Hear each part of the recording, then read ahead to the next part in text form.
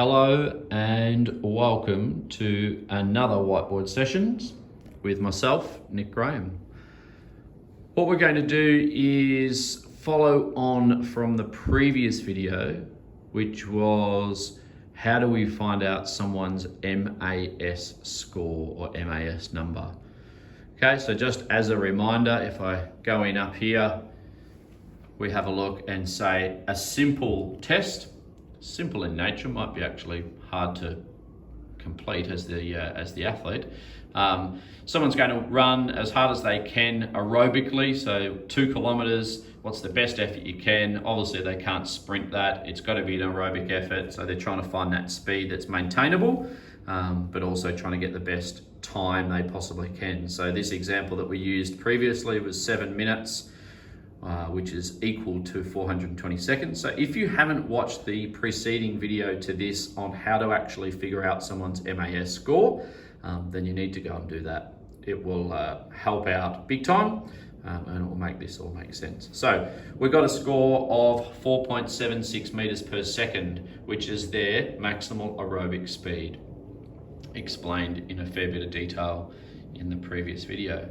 Okay, so what are we going to do with that? We want to be able to get people to do some interval-based running in this example, or any interval-based cardiovascular stuff, so bikes and rowing machines, etc. And we want to be able to prescribe that. So if you've got a bunch of individuals, as I zoom out, or a single individual, and you say, today I want them doing some interval-based training that's really quite difficult, but it's going to be for shorter time periods. Okay, so I've got a video that will follow on from this, which will explain some methodologies or some prescription types, which can help with that. One of the second thing that I would do after I've got their MAS score is actually go and, for this individual, whether you're a bit of a whiz on the Excel spreadsheet, you can probably set this up so that it's applicable and easy for all. But if you're doing this manually like I have here for this individual, what I've done is I've actually gone and calculated, which is down here in part B, I've actually calculated the speeds at the different intensities. So if I said I want you to go out for a long run, but I don't want you working that hard, so I want you working at 60% of your maximal aerobic speed. So it should be something that's comfortable comparing to what you did for your 2 kilometer time trial, and it should be something that you can do for longer periods of time at 60%. So it could be like going out for an hour run, and that will tell you the speed that they're running at. If they were on pace, they're going to be running at 2.85 meters per second, which is about 10.28 kilometers per hour. Okay, so what I've done is I've actually gone and calculated all of those percentages to get kilometers per hour, because we don't really have an inbuilt meters per second calibration. If you said to someone, I want you to jump on the treadmill and run at 6.18 meters per second, that might sound achievable, it might not, it might be completely irrelevant. But if you say to someone, I want you to jump on the treadmill and I want you to run at 22.25 kilometers. Most treadmills actually couldn't even do that. Some only go up to 20 kilometers an hour. But if they did, the exceptions are about 22 k's per hour for a powered treadmill. So that would be the treadmill pretty much maxed out, and that'd be interesting to see how that individual could hold on and how long they could do that for. So you might prescribe shorter bursts, 20 seconds on, 20 seconds off, something like that, at those faster speeds, designed to challenge the aerobic and anaerobic systems a bit more. Okay, so that would be one step that I would do is part B there, is go and actually calculate the running speeds. Remember, what I've done is I've gone down, I've always used 4.76 as my baseline, so I times everything by 4.76. So for example, at the top, I did 4.76 times 1.3, and that gave me the answer of 6.18 meters per second. Whereas right down the bottom, I went 4.76 times 0.60, and that gave me the answer of 2.85 meters per second. Okay, I get my MAS number, and that's the one that we use all the time for our next calculations, but just so someone can kind of have some relevance or put into perspective how fast or how slow that is, we times it by 3.60, and that'll take it from meters per second into kilometers per hour, which is probably a language that we speak a bit more and means a little bit more to us.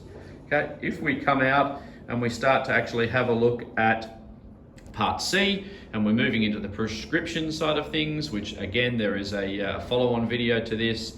Okay, what I do is the simple equation for that is MAS score times the duration that you want them working out for. So I've put some examples there that I've used on the other side, and in the next video they'll follow through. So if I use 6.18 meters per second, which we can see is 22.5 nearly kilometers per hour, but I only want them doing it for 20 seconds, that would mean that they need to be running 124 meters. So more than the 100-meter length of an athletics track, so they'll be making their way around the bend a little bit before you told them to stop and rest.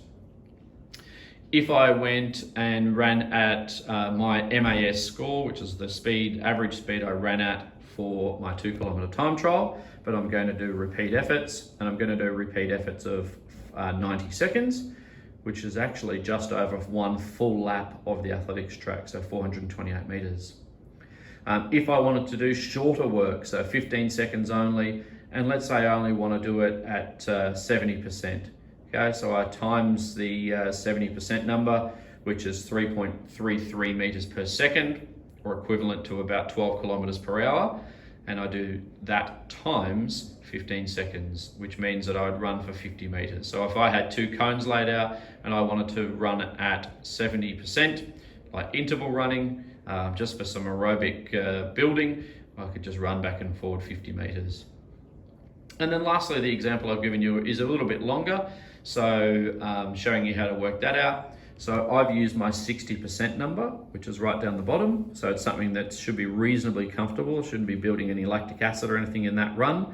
And let's say I want to go and run for an hour. So I do 2.85 times 3,600 seconds, because that is how many seconds are in 1 hour. So 60 minutes times 60 seconds equals 3,600 seconds. Okay, and that will take me 10.28 kilometers. So if you said to someone, I want you to run for an hour on the treadmill, they should cover just over 10 kilometers if they were running at this correct speed. Or if they were running outside, you might say, what I want you to do is run for half an hour in one direction and turn around and come back. If they're on speed, they would have covered just over 5 kilometers. So if they're doing about 10 Ks in an hour, then they're on speed and they're tracking well. Okay, so that is the second video in our MAS lectures. I hope this is beneficial. Again, if you haven't watched the first video on how to actually calculate MAS, etc., then please do that now or as soon as possible. So it will help you make sense of this. And again, the follow-on will show you some really cool prescription methods, so that can help add another layer to this.